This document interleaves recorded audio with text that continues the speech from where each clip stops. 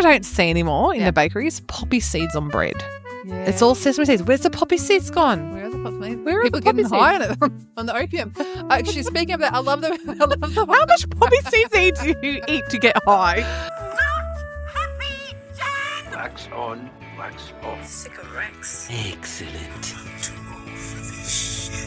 Hello. Hello. Welcome to Midlifers. We're your hosts, Fons. And this is your weekly podcast where it's not self-help, but more help yourself to a smorgasbord of nostalgia, laughter, and a deep dive into the past. Welcome, Midlifers, to this week's show. Where are they now, Fons? Where are they? Well, we'll find out. We're two stars from the 80s and 2000s, I dare say, these days. And food, glorious food, bread. So let's dive in. Yeah. But first, let's chat. All right. Now, Fons, I noticed something the other day which I realised I am aware of, and it really pinpoints something to me. I was walking towards a post office, and out comes an old lady, and in my head, immediately I thought she must have come there to pay a bill. And then I look in her hands, and there's a water bill that she's folding up. I'm like, aha, yes. It's very typical of that generation. Obviously, either they don't trust electronic stuff or they don't know how to use it, so they go pay bills at the post office. But it's a thing of, I feel like only, I'm generalising, 60 and above would still do that these days. And it made me think, I wonder what us Gen X / millennials would do in the future, that as soon as that younger people saw them, they, I know how old you are. I'm not talking about dress code. I'm talking about there's going to be a chip in their head and we're still using our phones. Probably. I feel like even Googling these days is not a thing because everyone uses AI. Googling's gone. But then it's hard to say, you've got the phrase, I'll Google it. You can't say, I'll AI it. It's very difficult to say. What do you say? I'll go to ChatGPT. ChatGPT? ChatGPT. We ask ChatGPT. Even ChatGPT, because it changes, because Claude's like one of the What's ones. this Claude? I don't know. Who is Claude? It's Cloud. Because it reminds me of Ask Jeeves. Ask Jeeves was before Google. And now I think of Claude. I'm like, well, who is Claude? Do I ask Jeeves? I don't think Jeeves is still around. But yeah, Googling something is old school. So yeah, I'm curious what in 20 years' time, and probably will be us having to type stuff, will be that's what, us millennials do. Yeah, and they'll be winking and blinking. Yeah. Oh, I wonder. I've gone the other way, Miz, and want to talk about is I'm starting to sleep again. Now, my daughter's gone to her own bed and it's made life very easy. Oh, it'd be nice, wouldn't it? And I'm starting to sleep and I'm starting to dream again. Now, I come from a long line of dream interpreters in my family. Okay. So from a young age, I've always gone to my grandparents and they've always interpreted my dreams from a big Greek book. Yeah. And so, mate, I've been having so many dreams. Two I've had were about dogs. Dogs snarling and growling at me and my daughter. Snarling. Oh. Anytime I hear that word, it's a theme song from one of the footy clubs. I think it was the Bulldogs. They said, we'll come out snarling. Anyway. They were snarling at me in my dream. Not the Western Bulldogs. No. But I remember it was a pit bull. And like, oh, man. And sometimes it's nice to have no knowledge and be ignorant. But I know that someone who's normally friendly is going to growl at me. And it came true. And something else happened. Oh, no, I was thinking back because I come from a very woo-woo family where my grandfather used to read playing cards like tarot. And I remember in year 7, I was just starting year 7. I asked him, please, can you read my cards for the year? And he said, you're going to get a badge and a certificate. This is year 7. It's not primary school. Well, that year I got my SRC badge and I won an award at the end of the year where I got a certificate and a book. Oh. So I just wanted to know in the midlife community, do you interpret dreams? Are you woo-woo? Do you want me to interpret your dreams? Yeah, actually. Because I reckon I can. Yeah, if you have a dream that you want to interpret, message in. But on this, I feel like you may have mentioned this when we were growing up. Did someone ever read the cups? Yeah, my grandfather. So is that a pattern thing? So yeah. So even not in the last 10 years, I had someone else read my coffee cups, Turkish coffee cups. And yeah, so you look inside. So what you do, you drink the coffee and flip the cup upside down for several minutes. And then you flip it back over, look inside, and there's pattern in there. And what was in mine was this big figure. It looked like a big, to me, a big eagle. And the first thing they asked, they said, "Who are you scared of?" I'm like, "Oh, I'm going to tell you." I'm a little bit scared. But yeah, and they're like, "We can see you are scared of someone." So just from the images in there, there's one time, with with one of my friends, and we were at a party, and I just got the confidence to go, "I'm going to read your playing cards like my grandfather did." I couldn't read them, but I made it up and she believed me. Because I flipped over a king, go, "Well, there's a man coming into your life." "Oh, the king's he's got a mustache." I just made it up. But yeah, like I love interpreting dreams because I feel for me, because those who believe are those who receive. It comes true for me, unless it's really bad. Oh, I hate bad dreams. Don't want to know. Oh, I was like, why are you telling me this for? But then it happens like, oh, there we go. There we are. But do you remember your dreams every night? Or is this most random? nights, yeah. Because I feel like I only remember my dream maybe once a fortnight, once a month. I don't know if it's because I'm sleeping again, but they're so vivid. And it's like, I don't know what messages, like my angels are, or, whoever, what you believe in, are coming through my head, giving me all these messages. But what's funny as well is cats. So cats can mean someone snarky at you. But when I talk to my friend about it, who is also woo-woo, she's like, "Oh no," she goes, "I believe the opposite. If I dream of a cat, it means friendly." And I'm like, "Oh no, my culture, it's the opposite." Just very funny. What you believe is what you receive. It's all open to interpretation, I guess. Yeah. So if you want your dream interpreted by me, send them through. She might just make it up, but anyway. I'm not going to make it up.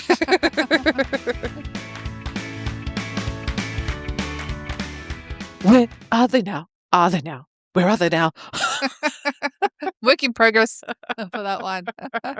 Where are they now, Mez? Where are they? I reckon we start with your star. Okay. Because it's from the early time period.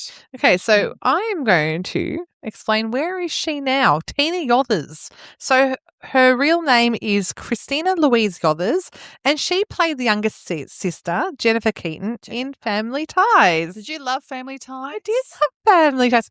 I didn't like the dad so much because he had a beard and he dressed in flannel.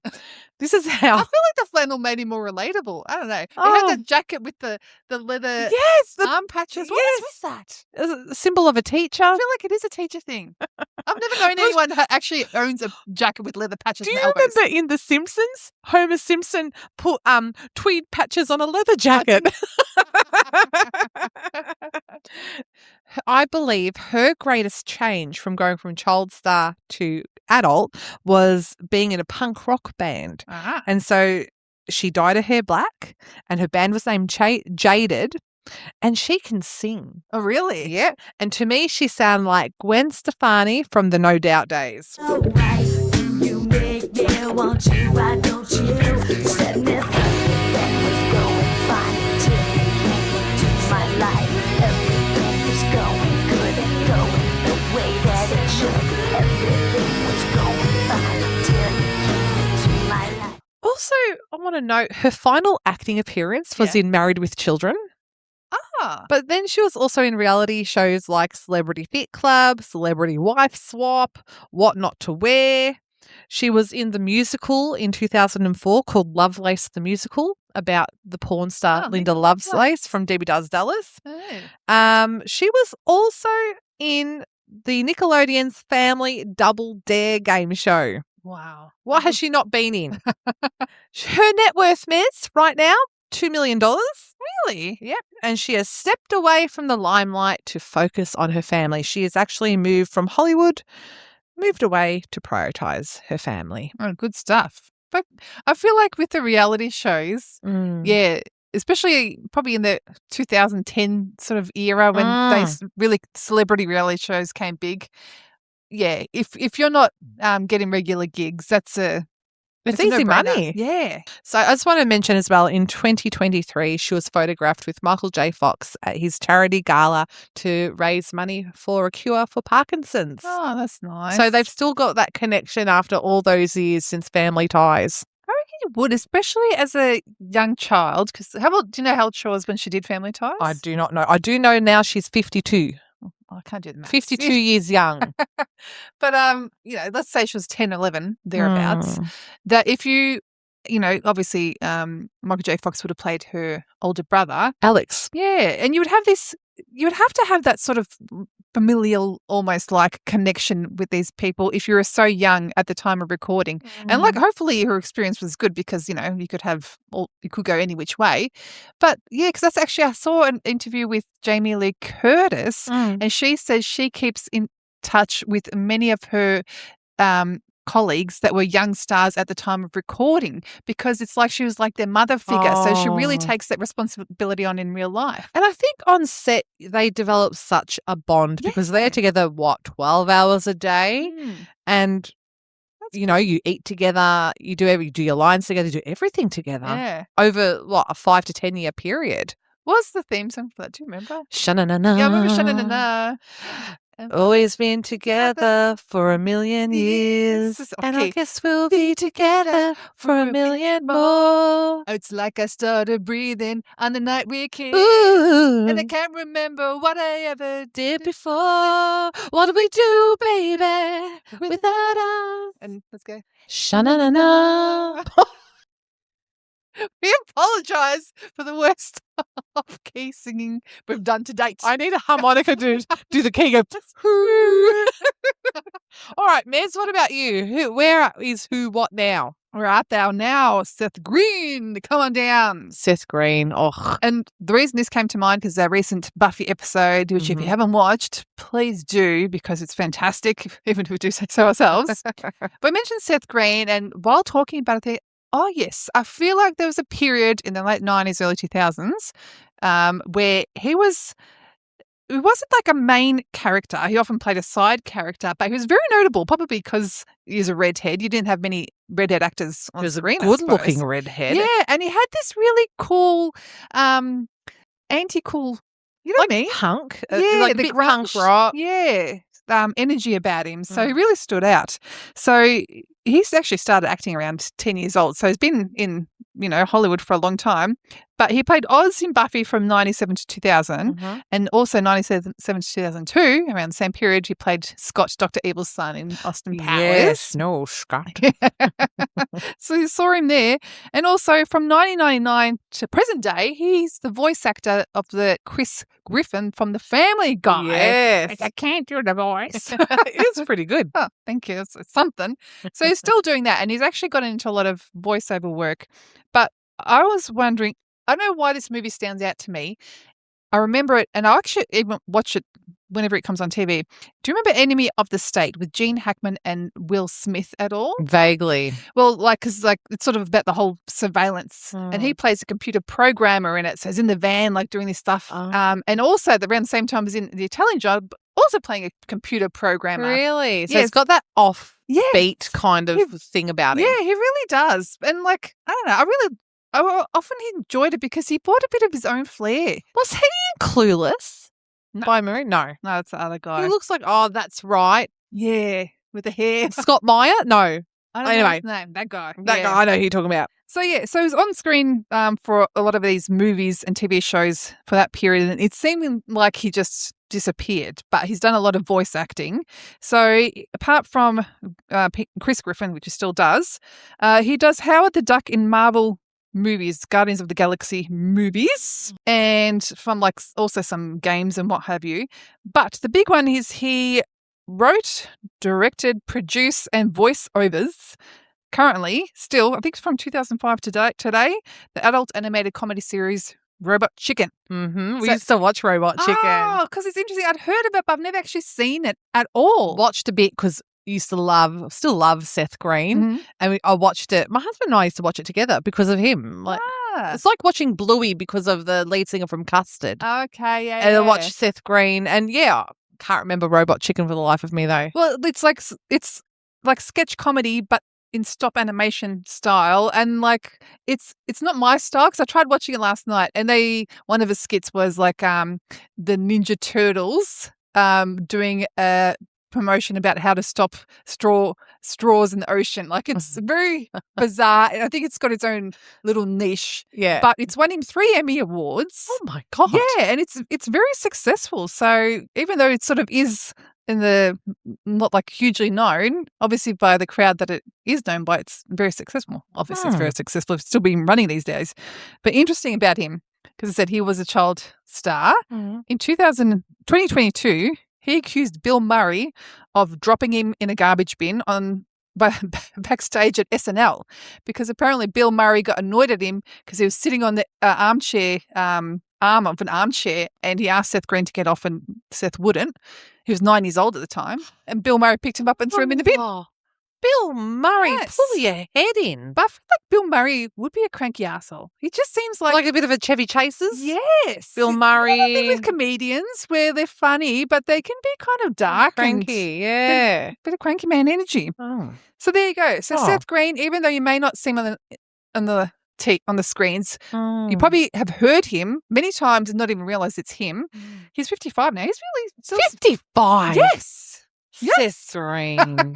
So he's still very successful. So good on you, Seth Green. Thumbs up from us, and Mhm. Seth Green.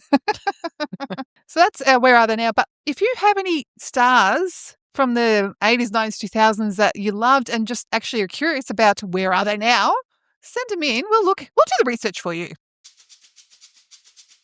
Holy moly, Miz. Yes. I can't believe we have got a live show coming up. I know. It's very exciting and nerve-wracking. Exciting for you guys. Nerve-wracking for us. Can we just say we have got a few big giveaways happening at our live show, gifted from Bunsters. Like, you can win vodkas, but we're not allowed to have them on premises, so we might have to do a bit of a Boot. back of the boot. Come follow me to my car. But also, Erstwilder have gifted us a brooch to give away at our giveaway too. Yes, from the Live show. Barbera collab. It's a great Dino brooch. So, yeah, we're going to have giveaways. Might have a bit of a sing-along. But we're going to bring our segments live, and we would love to see you there. So go to Eventbrite, look up the Midlifers to find tickets. Go to our Instagram page if you need a bit more further help. Look at the show notes. I'll put it there. Send us a message if you need even more help. We're here for you. Food, glorious food. Pork, sausage and mustard. Bread. Oh, mate. Bread is delicious. It's simple. It was the first processed and cultivated food. I looked this up. I'm like, surely there has to be the first form of processed food. And it was. And it's a symbol of life. It's a symbol of life in Christianity. Oh, yes. I didn't even think of that. Yeah, but it's you can literally make it with flour and water. Well, Ta-da. I made a pizza flatbread with Greek yogurt and flour. I've done the Greek yogurt one. Delicious. Yeah, it's good. And what I love about bread, you can have it toasted, you can have it oven baked, you can have it cold, you can have it fried in fry pan. It's French toast.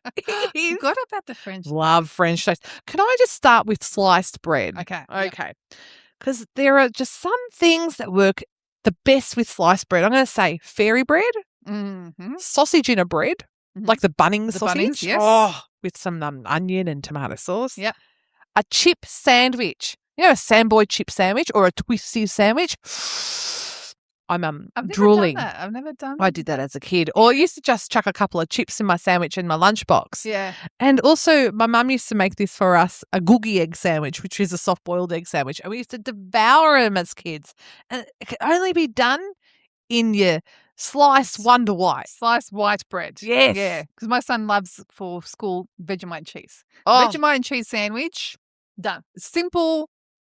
peanut butter. Fantastic. I love a peanut butter Oh, sandwich. you're a peanut butter girl. I am a peanut butter girl. Mm. What about, do you want to talk? Seriously. Take over. I was going to talk about some other basic bread. So you've got the flatbread, the pita bread, Oh, yes. tortilla. And I don't know if you remember this. What? In grade 5, we went to Southern Hill for camp Yes, and we made damper, we did. which again I think was just, it must have been flour, Flour and mixture. water. And we had it on a stick Yes. and you wrapped it around the stick but covered the top. And then we cooked it over open fire. Mm. Once it was cooked, took the stick out and it had a big hole in it. You pour some jam in there. Ta-da! I think I had honey in mine. Oh, jam. Mm. I love damper. And cooking damper with kids is really fun. I'm going to go on to bread rolls. Okay. All right, because I love a bloody bread roll. Mhm. I love a shell roll from the bakery, 60 cents per roll. Maybe back in the day it was like 30 cents a roll. Yeah. And you can put meatballs, like the meatball panino in there. And I'm going to say a crusty roll beats a soft roll. Well, last night we had hamburgers for dinner and they did it in the soft roll. And it's We had hamburgers last night. I've got to also say brioche, right? I'm not a big fan of brioche. But last week I made with leftover brisket and coleslaw. And my daughter, who's not a big brioche fan either, said, get the brioche buns for this. And it worked. It took it up to another level. Yes, it does. Oh, my God, I'm drooling. But do you know what I don't see anymore in the bakeries? Poppy seeds on bread. Yeah. It's all sesame seeds. Where's the poppy seeds gone? Where are the poppy seeds? Where are People the poppy getting high on it on the opium.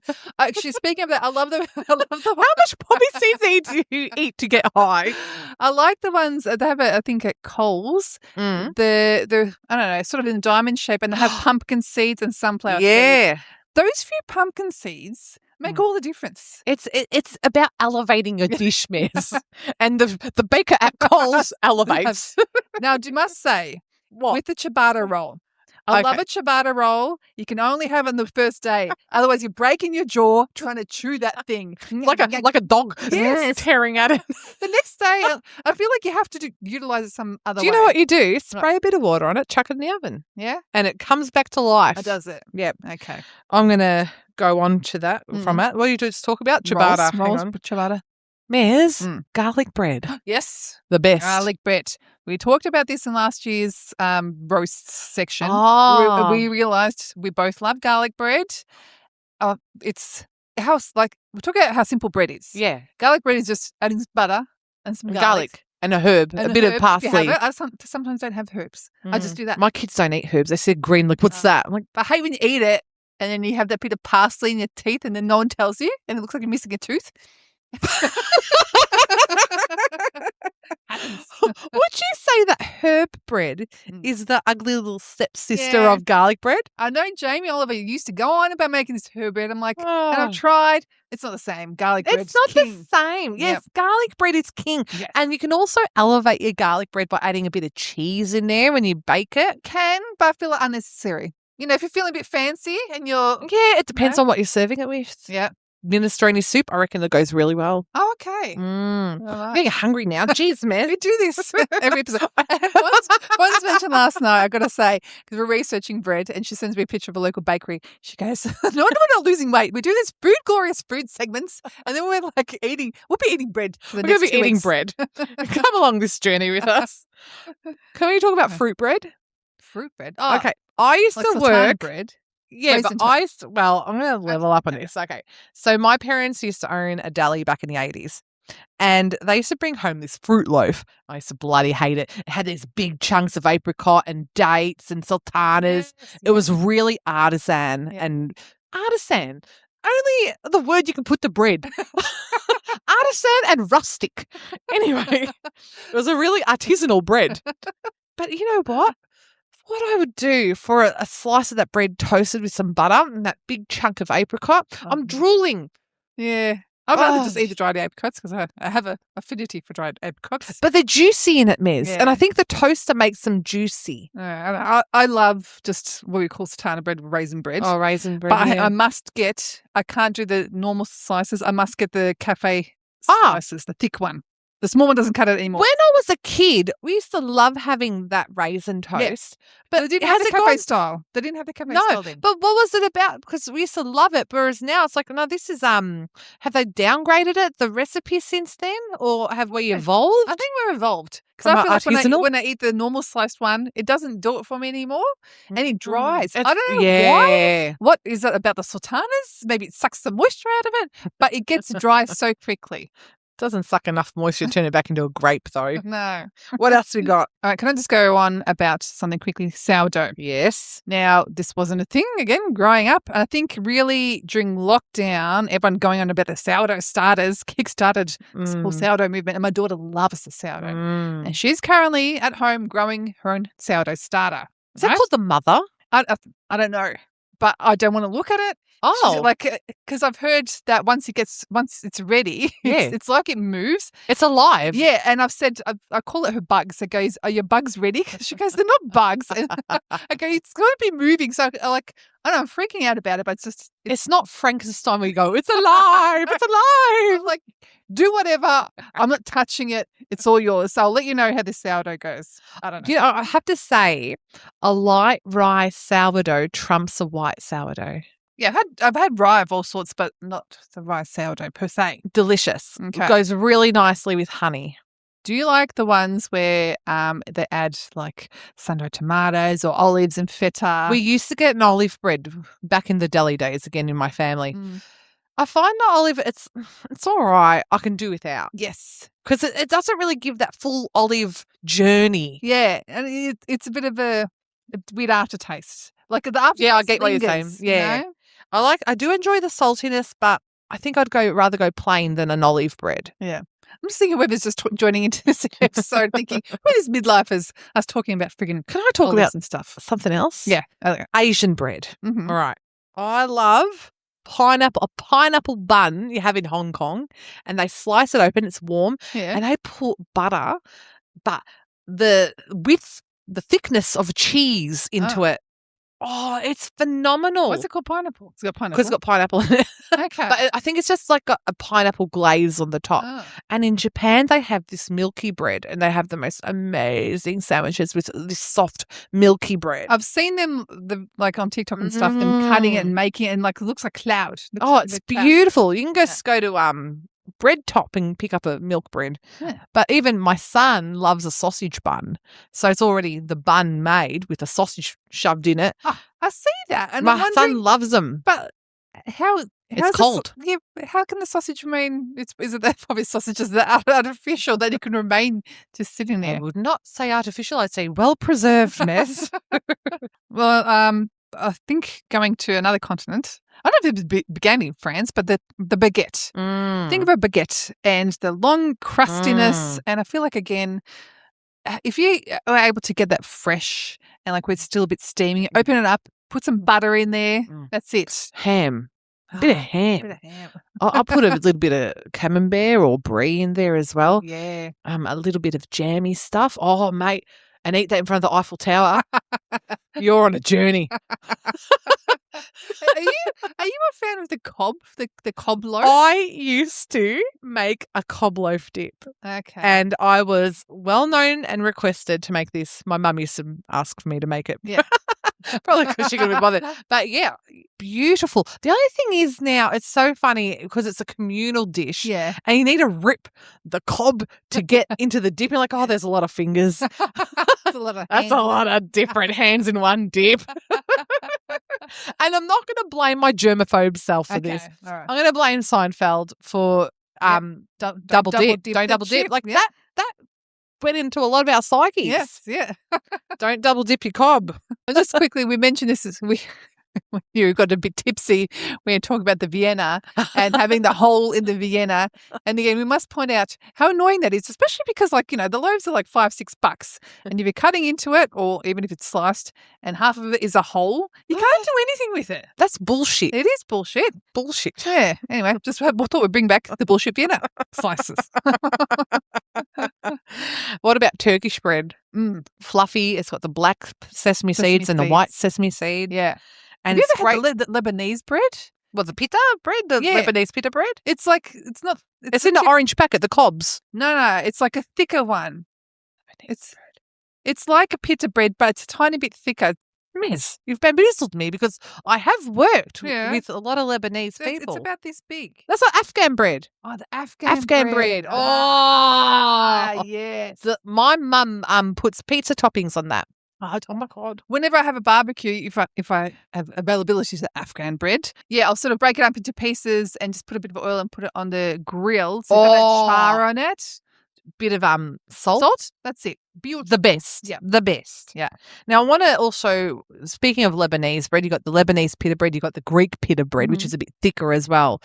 Also good in a barbecue, bit of olive oil, works wonders with meat. Mm-hmm. And also there's another bread I want to talk about, which is Middle Eastern called za'atar. Well, za'atar is the seasonal topping, but it's a flat bread and it's got sumac, oregano, sesame seeds. Oh, the flavour. And you have it toasted.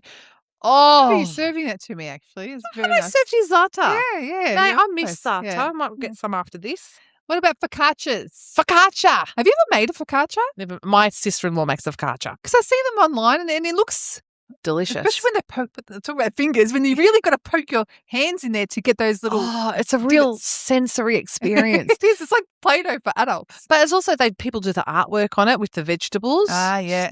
But yeah, my sister-in-law makes fantastic focaccia. I always remember someone saying focaccia. Who says focaccia? I don't know. What is this Must focaccia? have been the 90s when it first came out. Focaccia bread. All right, riddle me this. All right, do you do this? You finish your bowl of pasta and there's sauce at the bottom. Do you get the bread and mop up the sauce? 100%. I used to be called when my grandmother was alive, and we all used to go there for Sunday dinner. Yeah. The dishwasher, Oh. because my plate was clean. You can see your reflection. I mopped it up that well. Oh. Now, again, I think it's with bread, the fantastic part about it is its simplicity. But even just going to a restaurant, having a good olive oil and some bread, don't need or vinegar sometimes as well. Vinegar. Pop, pop, pop. Easy peasy. Yeah. That's it. I love a bread basket.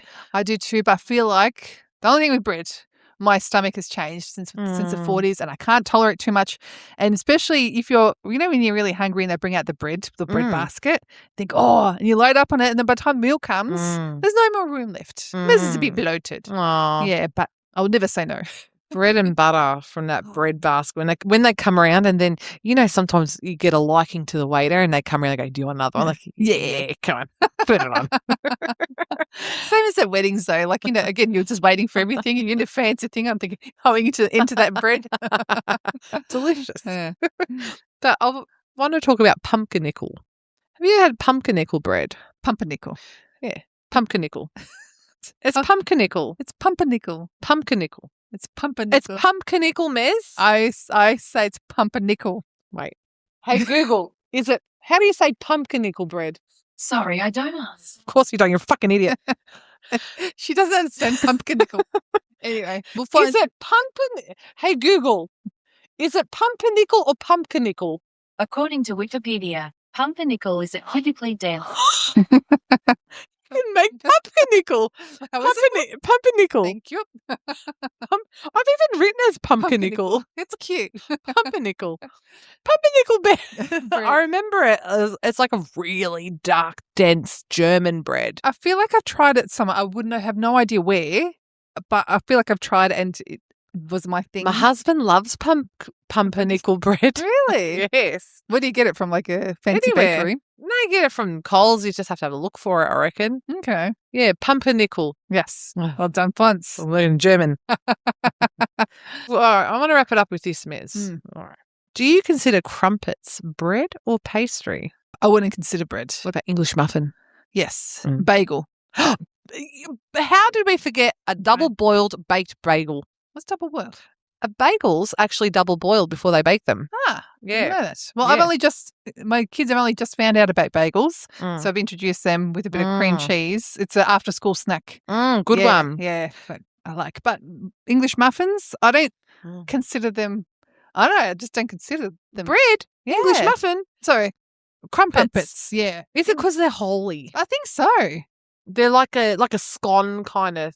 Yeah, but like you think the ingredients are very similar to a like English muffin. But yeah, I Anyway. suppose they are. These are the hard-hitting questions we ask of the midlifers. I'm here to find out about Seth Green and pumpernickel, as fun would say. Thank you, midlifers, for tuning into this week's show. Don't forget we have our live show coming up, so please go to our Instagram page or go to Eventbrite to get your tickets. And check the show notes as well for all the links to our socials. Make sure you're following us if you're not. Click on the subscribe button. Yes, and we'll see you next week. Bye-bye. Bye.